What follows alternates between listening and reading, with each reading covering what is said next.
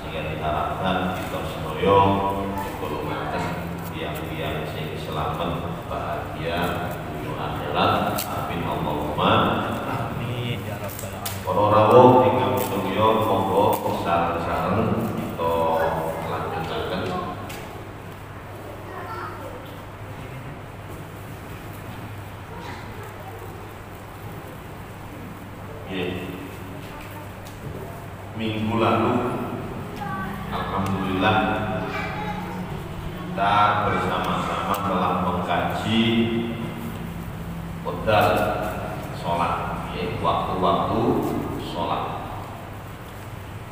mulai waktu dhuhur, asar, maghrib,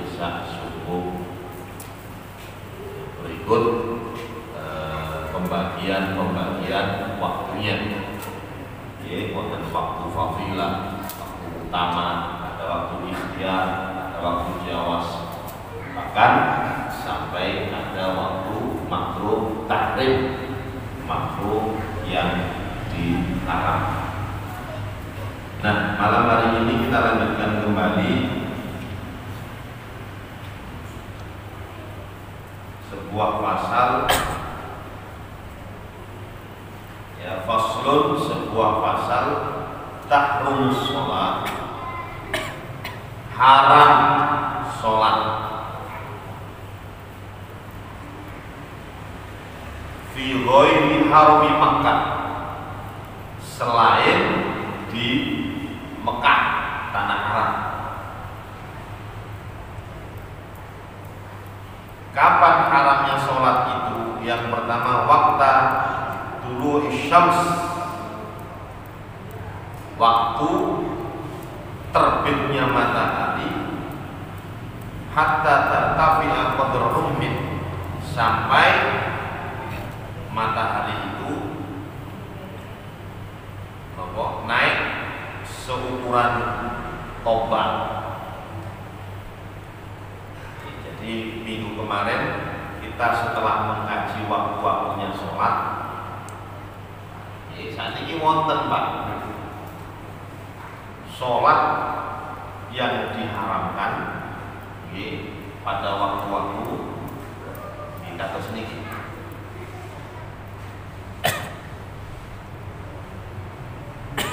Jadi yang pertama adalah ketika matahari muncul, ya, terbit.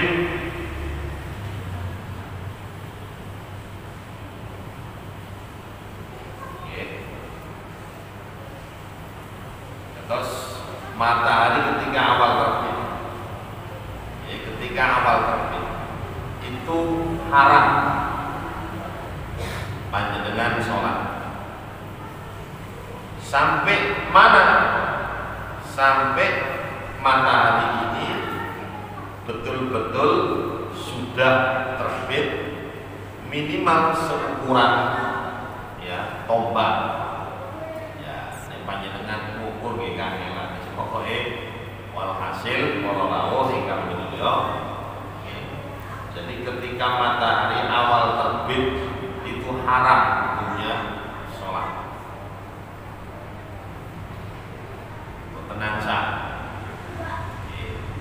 Tenang sholat, kecuali di tanah haram atau di Mekah. Nek teng Mekah saya panjenengan sholat kapanpun, bahkan waktu-waktu yang diharamkan pun niku mboten napa-napa. Karena Nabi kita Muhammad SAW memang pernah bersabda seperti itu. Illa fil haram, bahkan sampai diulang ping-ping, kecuali di tanah haram. Nah, inilah termasuk kekhususan tanah haram. Berbeda dengan tanah-tanah biasa memiliki. Nah, tanah haram itu memang ada kekhususan. Tidak semua Saudi, ya, itu dinamakan tanah haram. Jadi tanah haram itu memang yang sudah dibatasi. Makanya ketika panjenengan akan umroh, akan haji, itu mesti melewati tanah haram. Biasanya awal ketika masuk mesti ono polisi, KTP, kalau memiliki KTP apa macam-macam lah. Jadi di tanah haram sekali lagi itu memang Allah sendiri yang pilih.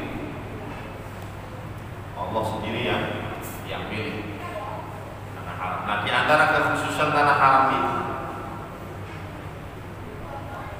dikatakan haram itu kan mulia. Dimuliakan oleh Allah SWT. Jadi ada keharaman-keharaman yang sebetulnya di tanah itu ya, tidak diperbolehkan. Contoh seperti mencabut tanaman.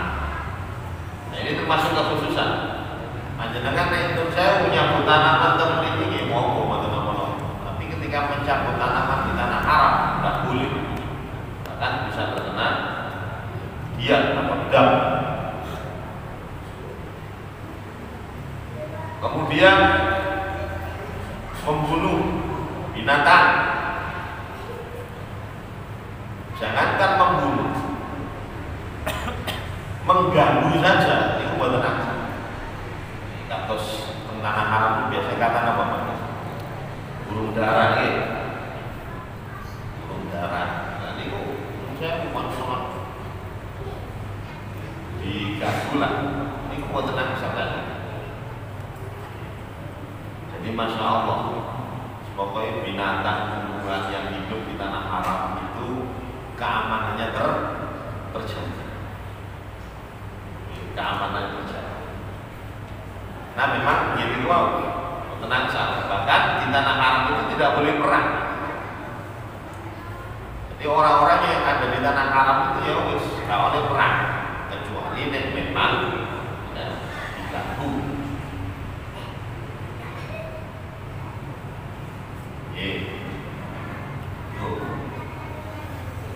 Terus tanah haram itu juga sakjane para rawuh yang tidak boleh ya kecuali dimasuki oleh orang-orang muslimah, orang beriman. Yang kafir buat tenang. Tapi nek panjenengan teng juga itu di Malaysia. Wadah campur. Nah di antaranya juga ini kok ada larangan yang justru diperbolehkan. Sholat, katakan ketika matahari terbit, itu mau tenang saat panjenengan sholat. Tapi kalau di Masjidil Haram di tanah haram, buat apa? Jadi nek panjenengan kepingin sholat duha, kepingin sholat duha, itu pun dipres matahari terbit, itu mau tenang saat haram itu. Walaupun katakan aku ingin sholat isyraq. Sholat isyraq itu 2 rakaat sebelum sholat duha. Isyraq dari kata asyraq yusyriqu isyraq terbit. Matahari terbitnya dimaksud sholat isyraq itu bukan pas terbit itu. Bolehnya kapan? Setelah matahari sempurna terbit, seukuran qadrul ruhin. Seukuran tombak, ya wis tombak itu panjenengan tinggal di sholat zuhur lah, sholat isyraq, sholat duha. Soalnya nih dihitung seukuran tombak ya, kan pakai panjenengan di bumi, delok matahari. Itu yang pertama. Terus waktu istiwa, kemudian matahari pas di tengah-tengah istiwa. Itu tidak boleh illa yaumal jumu'ah, kecuali sholat Jumat. Kemarin sudah disampaikan. Jadi ketika istiwa matahari pas ada di tengah kita, itu buat tenang saat panjenengan langsung sholat zuhur buat tenang. Langsung sholat tapi nek zuhur ada di mana karena memang ya istiwa ya kemudian zawal condong, nah itu sudah masuk waktu zuhur. Cuman langsung sholat buat tenang saat, kecuali sholat Jumat. Maksudnya sholat Jumat ini kan buat langsung sholat ini, mesti ya khutbahnya kan. Jadi kalau khutbahnya itu pas istiwa teman-teman. Jadi khutbah itu juga termasuk sholat. Makanya zuhur itu 4 rakaat, Jumat itu 2 rakaat. Sing 2 rakaatnya khutbah itu khutbah kan 2 kali. Ada khutbah pertama maupun khutbah. Jadi hitungan Islam. Jadi hari Jumat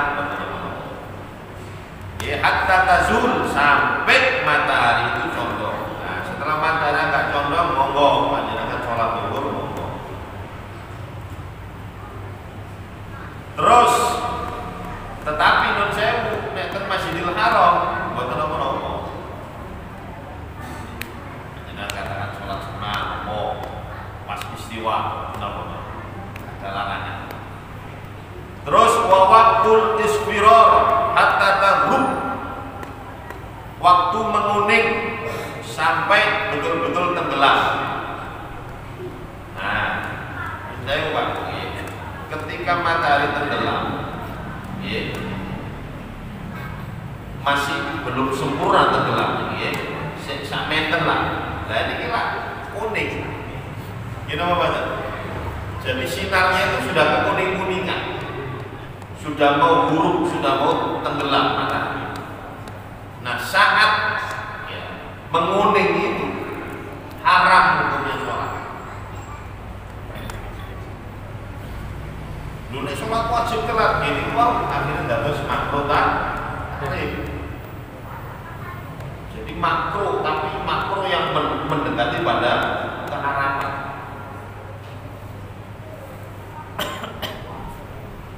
Itu bagian sholat wajib telat. Masih sholat sunnah tidak boleh. Kalau nanti ada sholat sunnah yang dimaki. Jadi ketika menguning sampai benar-benar tenggelam, sampai benar-benar tenggelam. Karena benar-benar tenggelam berarti mental apa Pak? Nah, masuk maghrib. Masuk maghrib. Nah,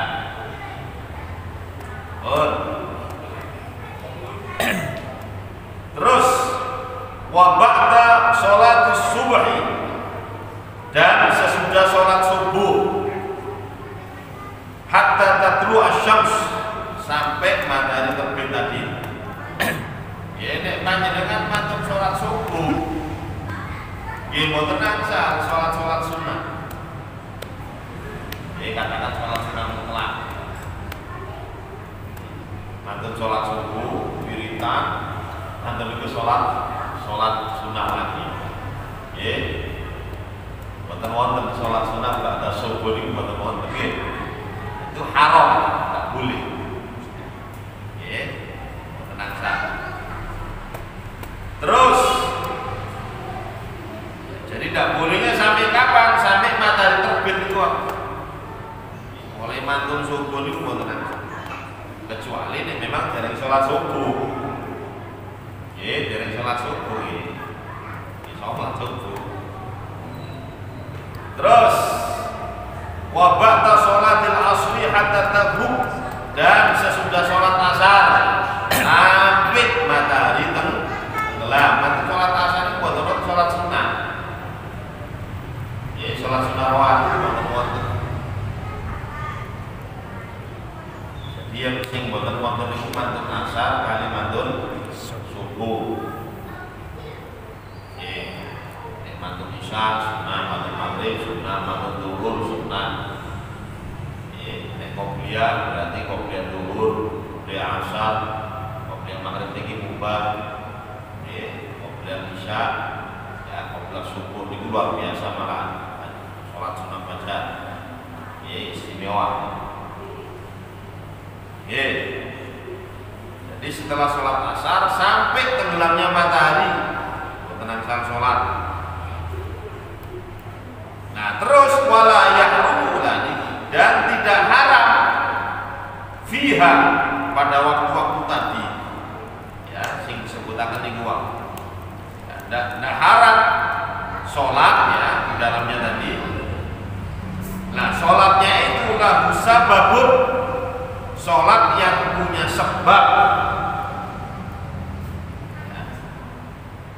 yang punya sebab ghairu mutaakhir, sebab yang bukan akhir, berarti sebab pertama, ada sebab-sebabnya. Jadi kalau sholat sunnah atau sholat apalah yang ada sebabnya, panjenengan sholat di waktu-waktu yang diharamkan itu tadi, ini bukan nopo-nopo. Contoh kafaitatin, seperti sholat yang faitah, yang tertinggal, sholat qadha, sholat i'adah. Nah, contoh panjenengan punya kodokan, punya kodok sholat wajib, ya. Panjenengan mantap sholat asar, sholat kodok. Nah, ini mboten napa-napa. Kenapa? Karena saya sholat ini ada sebab. Sebabnya apa? Gini wow. Karena punya kodokan. Punya kodokan. Tapi nek sholat mutlak mboten asar. Sholat hajat mboten asar. Oke. Jadi ada sebabnya. Walaupun sing panjenengan tilar niku mau bukan sholat wajib. Contoh, panjenengan punya istiqomah sholat sunnah saderenge subuh. Nggih, sholat sunnah fajar. Lah kok delala kerinan. Panjenengan berangkat ke masjid sholat pun di Milan. Aku nek sholat sunnah gak tau mana. Napa? Jamaah. Nah, panjenengan jamaah mawon mboten napa-napa. Derek jamaah. Waktu eman ngaku istiqomah sholat sadurunge subuh rakaat. Wale dawuh Kanjeng Nabi rakaat fajri khairun minad dunya wa ma fiha. Dua rakaat sholat fajar itu nek ditimbang. Nggih, nek ditimbang itu lebih baik daripada dunia seisinya. Eman. Nah, panjenengan istiqomah. Mboten napa-napa. Mantun salam, mantun wiridan, terus panjenengan sholat sunnah fajar niku. Itu termasuk faidah, termasuk sholat yang tertinggal. Jadi termasuk qadha, mboten napa-napa. Jadi baik sing diqadha niku wajib atau yang sunnah keranten panjenengan istiqomah. Nah, niku mboten napa-napa karena ada sebab. Terus wa kusufin atau sholat gerhana. Sholat gerhana. Sholat gerhana niku biasanya sampai namanya gerhana itu ya kadang isya kadang nopo mantun subuh tentang gerhana wonten nek gerhana matahari itu biasa sampai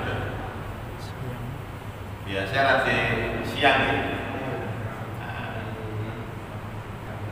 Oke. Jadi ya ini yang tertulis di sini adalah karena sebab ikhwan. Tapi ketika panjenengan mengerjakan sholat khusuf ataupun kusuf, sholat gerhana, baik gerhana matahari ataupun gerhana bulan, itu memang di waktu-waktu yang tidak diarahkan. Oke, panjenengan katakan sholat gerhana, gerhana bulan. Gerhana bulan di atas maghrib. Oke. Gerhana bulan kita ngoten mantun asar. Hah? Kan tidak mungkin nih. Sesudah maghrib tidak ada larangan. Atau sholat gerhana matahari. Gerhana matahari biaya jaminan. Ya paling mantun terbit itu nggih. Waktu duha nih. Jadi tidak ada larangan. Tapi di sini disebutkan. Nah niku nopo kok disebutkan karena memang sholat gerhana itu nggih wonten sebab. Panjenengan sholat itu krono sebab niku. Gak mungkin ujug-ujug krono panjenengan sholat gerhana. Oh, nah ada sebab itu. Maka andaikan saja ya sholat gerhana itu di waktu-waktu yang diharamkan niku boten napa-napa. Maksudnya ngaten. Ya. Terus wa sunnati wudu'in, sholat sunnah wudu.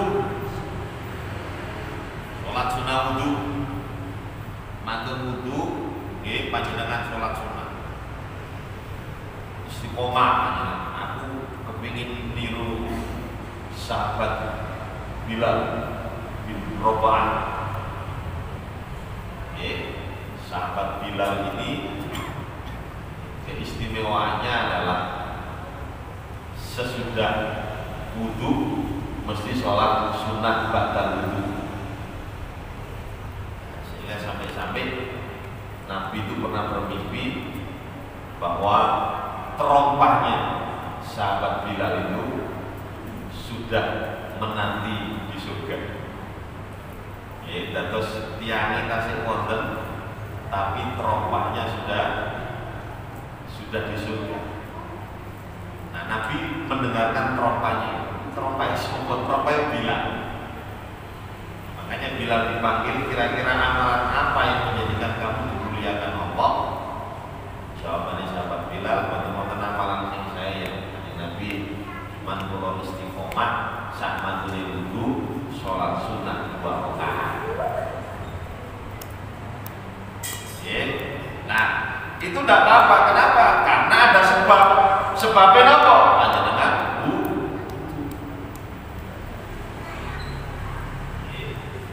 contoh, hanya dengan diupah batal istiqomah ini akhir kampungnya mantun sholat asar batal hanya dengan wudu, mantun wudu sholat sunat 2 rakaat. Nah, niku batal apa? Senajan panjenengan sudah menunaikan sholat asar, ya, sekalipun panjenengan menunaikan sholat ba'dal wudu ini adalah waktu-waktu yang diharamkan, itu batal apa? Kenapa? Karena sholat yang ditunaikan ini punya sebab. Sebabnya adalah sesudah wudu. Terus tahiyatul masjid, ya, atau sekolah sewu, kalau dulu dikatakan memiliki jam gangsal, ya, jam gangsal.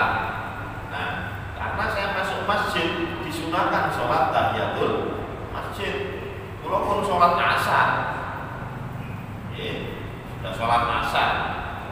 So, nah sebelum saya duduk mergoniki Baitullah, rumahnya Allah, ya, rumahnya Allah harus dimuliakan. Nah, cara memuliakannya nek panjenengan saya bertamu, ujuk-ujuk melebet ganti salam, gitu-gitu ya Allah Pak, pantes sama. Nah, ini rumahnya Allah. Cara muliakannya gimana? Mengku dengan baca doa Allah maghfirli turubi waqtali abba rahmatik. Saderenge lenggah lho disunahkan sholat tahiyatul masjid 2 rakaat. Walaupun di waktu-waktu yang diharamkan, kenapa? Karena sholat sunnah ini adalah sunnah yang ada sebab pikiran teman-teman masjid. Nek banyak teman-teman masjid sholat tahiyatul masjid ya no. Apa-apa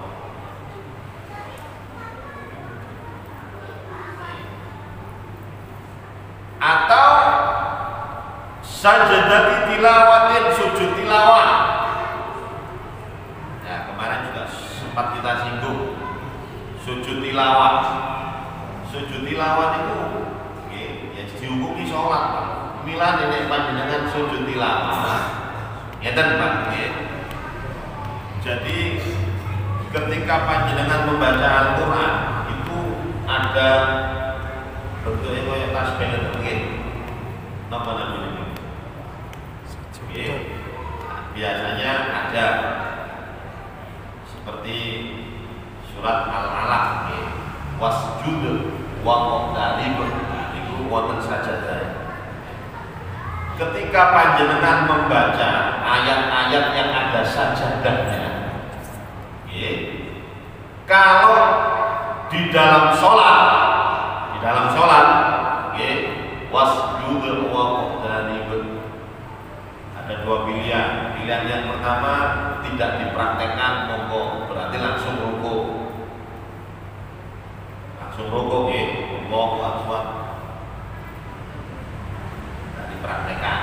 Dan dipraktekno ya nopo? Berarti langsung sujud. Setelah wasjud wa qadrib sujud. Allahu Akbar. Nah, ini namanya sujud apa? Sujud tilawah. tilawah. Sing diwaos napa? Sajadah wajhi. Ya. Sajadah wajhi apa? Lilladzi khalaqahu wa sawwarahu wa syaqqa sam'ahu wa basarahu bihauli wa quwwati fatabarakallahu ahsanul khaliqin. Sing diwaos niki. Nah, niki namanya sujud tilawah. Setelah sujud tilawah selesai, balik-balik. Allahu Akbar. Nah, karena wasufak tarik niku mau terakhir, ya sudah setelah Allahu Akbar, kemudian rukuk. Bagi panjenengan yang pernah umroh atau haji biasanya ini Jumat, niku terutama di Madinah itu baca surat nama Hamim Sajadah. Ya saya ingat pagi subuh biasanya. Oh surat Hamim Sajadah. Nah niku wonten sujud tilawah. Ada sujud tilawahnya.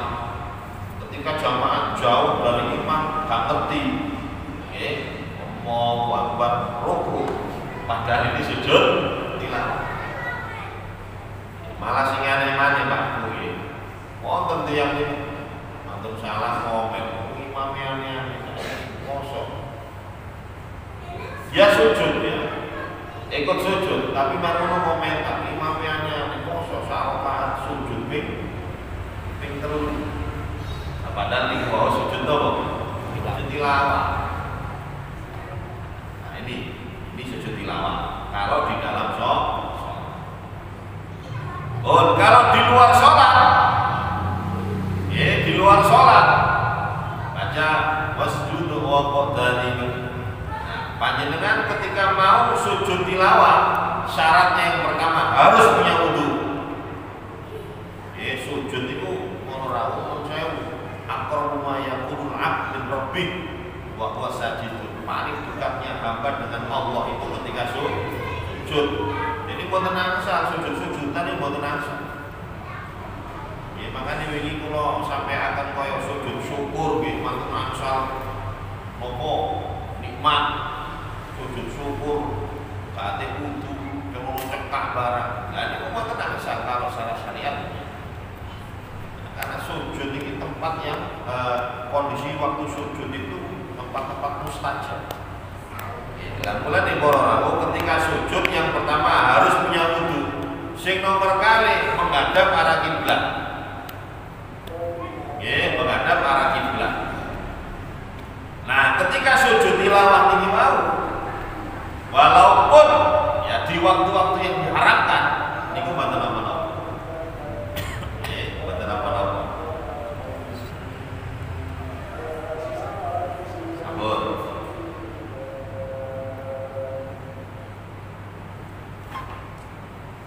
Mboten bingung, Pak. Wonten pertanyaan, monggo. Wonten pertanyaan. Jadi sok ya monggo.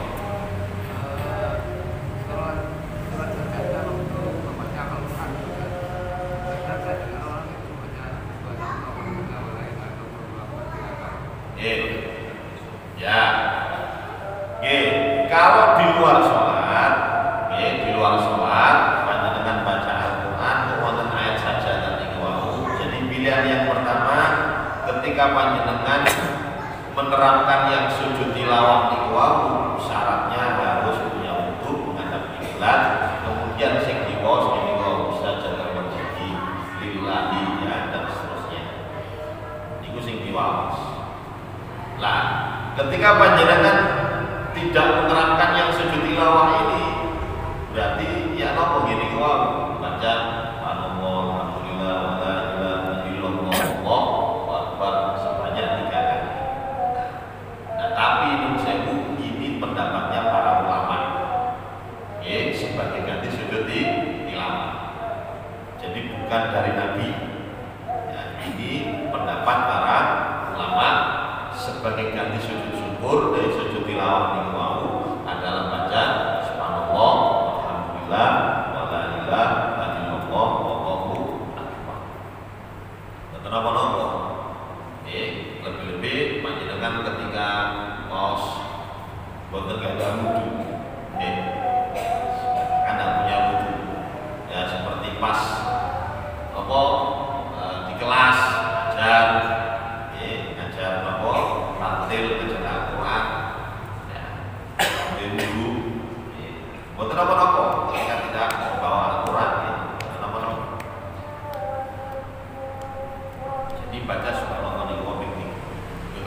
wala haula wala quwwata illa billahil aliyyil. Terus itu sholat sunnah yang punya sebab. Yang punya sebabnya itu di awal, bukan di akhir. Nek teng kitab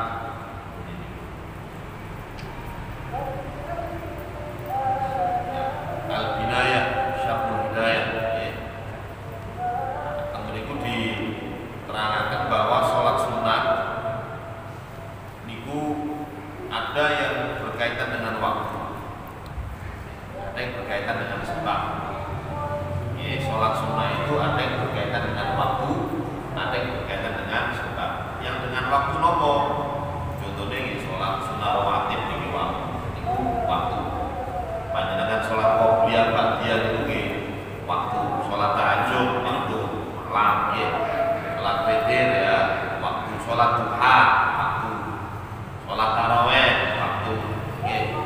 Sholat sunnah Idul Fitri Idul Adha waktu. Sedangkan sholat hajat, istikharah, istisqa, gerhana, sholat jenazah, nah itu sholat karena sebab gerhana, sebab orang mati, sebab kemarau. Terus sholat sunnah sing wonten sebab niku wau dibagi tiga. Ada sebab mutaqaddim, sebab yang mendahului kados niki wau. Jadi sebab yang mendahului. Seperti sholat tahiyatul masjid itu sebab mendahului, sebabnya dhisik. Sebabnya duluan. Atau sholat sunnah wudu. Jadi sebabnya dhisik, kudune dhisik. Niku sebabnya adalah di awal, mendahului. Nah itu boten napa-napa. Ketika panjenengan sholat di waktu-waktu yang diharamkan niku wau, apabila sholat ini ada sebabnya dan sebabnya itu adalah sebab yang mendahului. Niku boten napa-napa. Atau sebabnya itu berbarengan. Ya, membarengi. Contoh sholat istisqa atau gerhana. Istisqa. Sholat istisqa. Istisqa itu apa, Pak? Sholat minta hujan, mergo kemarau. Nah, itu kan sebabnya membarengi. Ketika panjenengan sholat ya berbarengan dengan istisqa niku wau minta hujan. Karena minta hujan. Atau gerhana. Jadi muqarin berbarengan. Yang tidak diperbolehkan itu korora apabila sebabnya itu ada di akhir, sebab belakangan, seperti sholat istikharah. Panjenengan sholat istikharah lah wonten sebab iki kira apa? Sebabnya apa? Wonten pilihan. Nah, di sini para ulama berpendapat nek sholat istikharah niku mboten asal panjenengan menunaikan sholat istikharah itu di waktu-waktu yang diharapkan niku. Kenapa? Karena sholat istikharah itu sebabnya belakangan, berbeda dengan sholat tahiyatul masjid itu. Tahiyatul masjid itu sebabnya di awal atau berbarengan buat nopo-nopo atau sholat gerhana. Nek sebabnya di akhir istikharah atau sholat taubat niku mboten angsal. Nek panjenengan kepengin sholat istikharah di waktu-waktu yang diperbolehkan, contoh di malam hari, monggo mantun isya sholat, atau mungkin di siang hari, monggo jam-jam itu mendhuwur, monggo. Sholat taubat sama, sholat taubat ini seperti sholat istikharah, jadi sebabnya itu akhir. Sehingga ketika panjenengan kepingin sholat taubat di waktu-waktu yang diperbolehkan, sing boten angsal namung mantun subuh sampai terbit matahari, mantun asar sampai tenggelam, istiwa di tengah-tengah. Terus napa malih? Niku tok. Jadi waktu tuluk waktu atau waktu isfiror, waktu merah tenggelam pun itu masih lebih banyak waktu-waktu yang diperbolehkan sholat sunnah.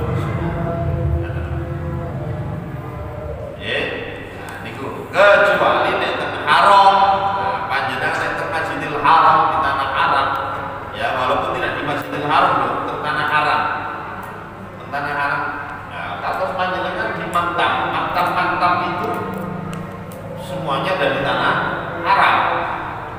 Terus ketika panjenengan sholat sunnah di waktu yang diharamkan di maktab, buat apa? Karena maktab-maktab lebih-lebih berdekatan dengan Arab, itu semuanya adalah tanah Arab. Jadi tidak harus di Masjidil Haram.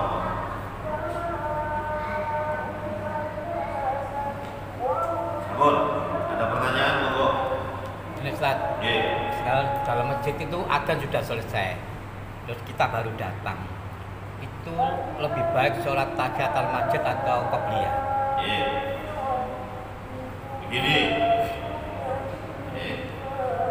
nek panjenengan nutut dong ya, wiritane rada dawa, ujiane rada dawa. Nggih monggo panjenengan tahiyat masjid nggih, mantu ibu salat sunah qobliyah. Tapi nek mboten nutut, mboten nutut, lebih-lebih panjenengan telat. Nah, ya nopo? Di sini para ulama ada yang memperbolehkan sholatnya digabung. Panjenengan nanti minum baru? Dari nanti. Ini ada ulama yang memperbolehkan.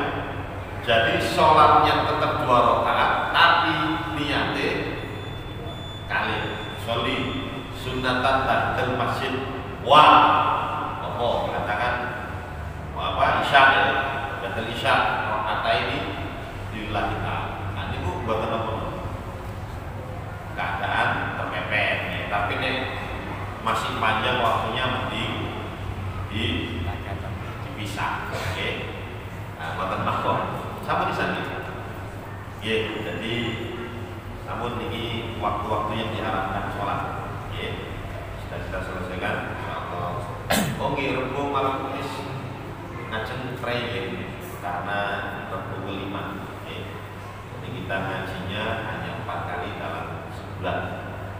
Wonten sampai Gansal di liburan namun wonten mawon kita akhir dengan kafaratul majelis. Subhanallahumma hamdika asyhadu an la ilaha illa anta astaghfiruka wa atubu ilaik. Fatihah.